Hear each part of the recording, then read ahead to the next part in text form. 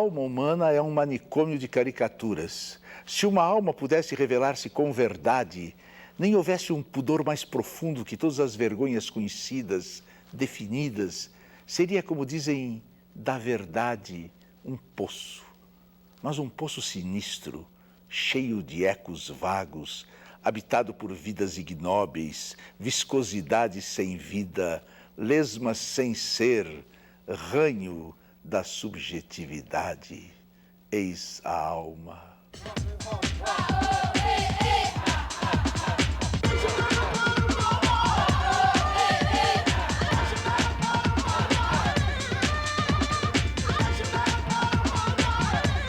Esta é a rosa da Amigos, dirás mesa redonda. Conciliemos ao crepúsculo. E o príncipe de Lucular, com seus clarins de cimitarras doiro. Jogaremos as espreitas ou as rosas? Ou ainda aos baralhos nigromantes? Tudo será tão bárbaro e diverso. Mas joguemos as rosas, meus irmãos. Esta é a rosa da Amigos, dizem. Rosa. Como é que se deu essa aproximação com os irmãos Campos, Haroldo e Augusto? Isso tem história, mas precisa economizar. Quer dizer, logo depois, precisa o clima, quer dizer, logo depois da Guerra Mundial, o Brasil foi final. O Getúlio cai, é deposto em 45. Que acaba a ditadura. E o Brasil se abre para o mundo. Então nós começamos a receber livros e tal, e coisa. O mundo todo estava vivo e aquela sede de informações. E aí os suplementos, os jornais, a imprensa teve uma importância muito grande, os suplementos de arte literários e tal, né? E houve um grande clima abdutivo, no sentido criativo, como diz o Peirce, né? Então nós começamos a receber informação de todo mundo. E a pergunta foi, e aí de repente, foi numa retrospectiva de pintura do Di Cavalcanti, eu tinha publicado, o Sérgio Meillet tinha publicado um poema meu no Estadão, os Campos me reconheceram, não sei onde, numa fotografia, lá nessa mesa redonda sobre a exposição, eles me procuraram, estamos lançando uma revistinha e tal.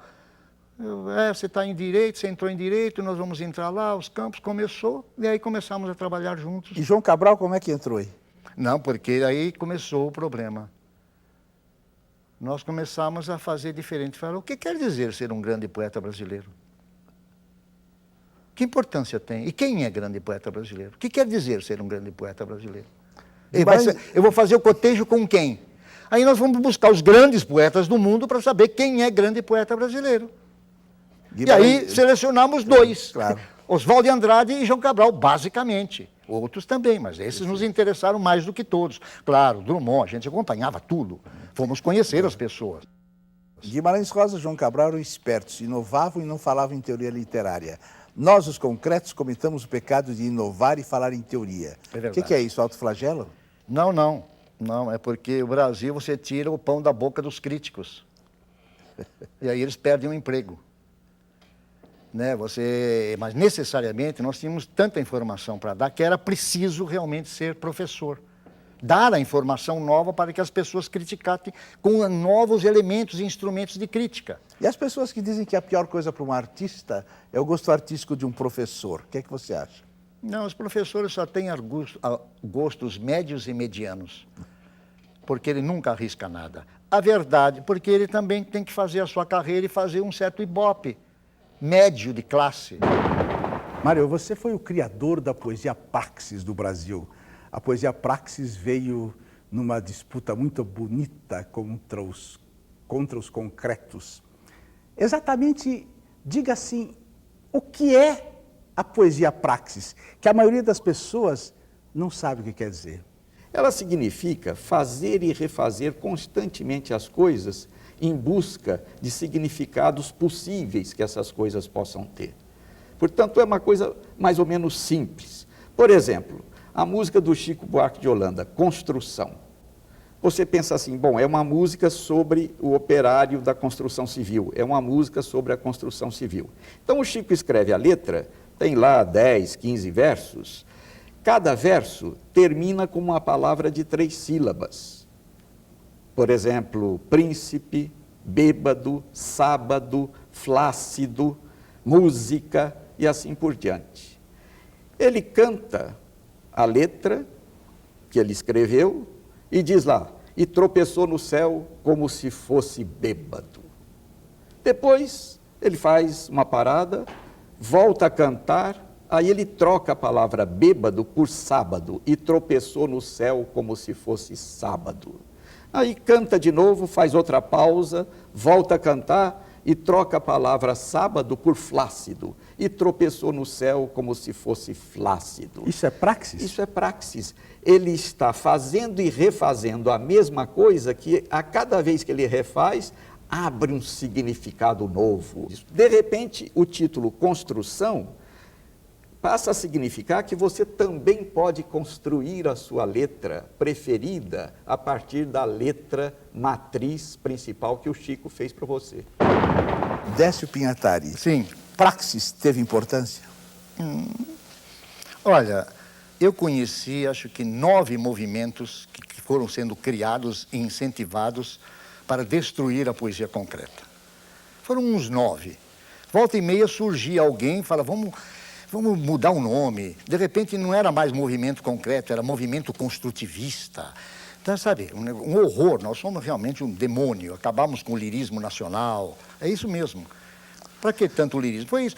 Praxis simplesmente foi um desses 9 que veio nessa onda de tentar liquidar a poesia concreta.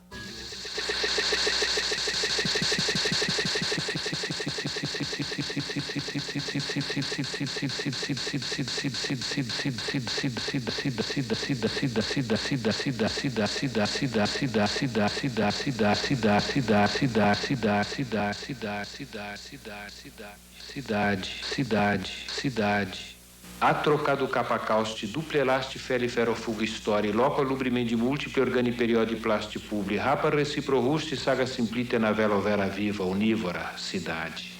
City, cité. A trocado capacauste, duple elaste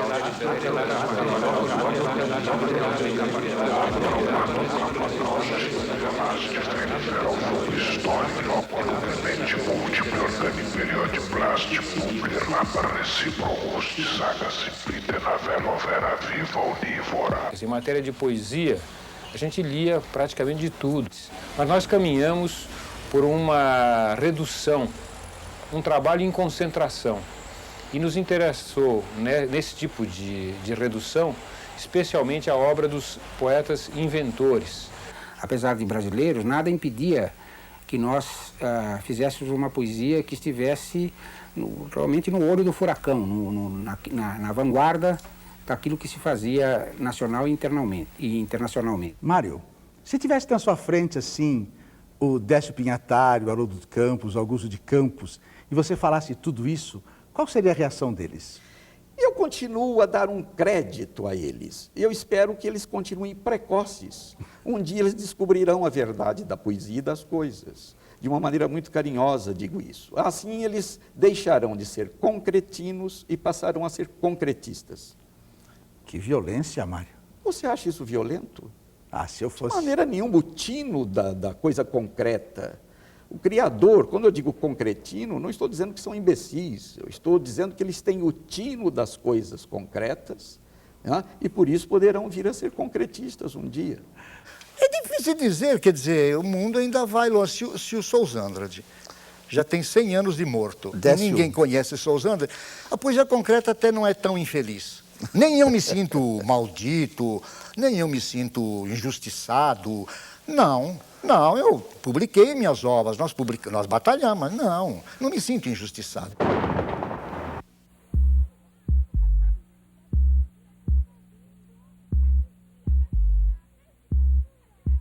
O senhor lembra de uma poesia sua chamada Anúncio Moderno? Sei. Então diga. Queremos uma lourinha para se ouvir no balcão, mas que seja bonitinha e do tipo violão. Quem não tem boa aparência não vai ser aproveitada, e é de nossa preferência quem nunca reclama nada.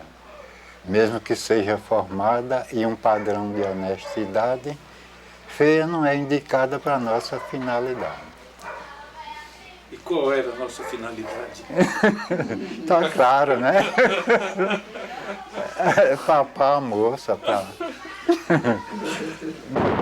Décio, deu uma feita, como diria Mário de Andrade. Sim. Eu vi você falando sobre, de repente, não se usar o verbo ser. Fala sobre isso para nós. Você disse que o Japão não tem o verbo ser. Não, o tupi também não. Sim, então. Nem o hebraico. Você acaba com Shakespeare? Não, ao contrário. Ao contrário. Justamente é porque temos o verbo ser que existe o problema ontológico e existe a angústia. Porque nós temos um eu que pertence a todos. No Japão, não. O imperador tem um eu que é só dele. E depois tinha um eu que era da classe seguinte. Depois era todo um eu diverso. Mas, na verdade, há um problema, é lógico. O problema é da lógica. Por razões que nós não sabemos, a verdade é que os gregos, palavra em grego logos, a palavra lógica vem de logos. A palavra, o sistema, a língua grega, tem um sistema chamado sujeito, predicado, objeto. E é isto que cria a lógica, especialmente quando se usa o verbo ser. Tal coisa é tal coisa. Toda a lógica é montada em cima disso. E este é o chip básico das nossas cabeças. É a lógica que está embutida dentro de nós no Ocidente. Então, naturalmente, você tendo o verbo ser, é que você desenvolve a lógica que fez a bruta revolução filosófica, técnica, industrial, científica do Ocidente, devido à lógica que nós herdamos dos gregos e que, queira ou não, está nas todas as cabeças que herdaram a cultura greco-latina. E nós estamos metidos nela. Justamente, eu digo aos meus alunos, olha, se vocês quiserem entender o que é o Oriente, afinal, pare com essa coisa de praticar yoga, abraçar árvores. Vocês façam o favor de... Façam outro exercício. Vocês querem realmente entender o que é o Oriente? Eliminem o verbo ser da sua vida. Que loucura isso. Se você conseguir eliminar o verbo ser, você vai começar a entender. Você vai começar a entender o Oriente, as crianças. Você sabe que eu tinha um grupo de teatro no Rio de Janeiro chamado Os Fudidos Privilegiados. Ah. Tem 12 anos já esse grupo. Eu proibi determinadas palavras. Eu proibi importante, eu proibi ritmo, que as pessoas começam a usar essas palavras. Proibi humano, a barbárie tem o rosto humano. E, de repente, eu falei, e se eu proibir o verbo ser? Quase me mataram.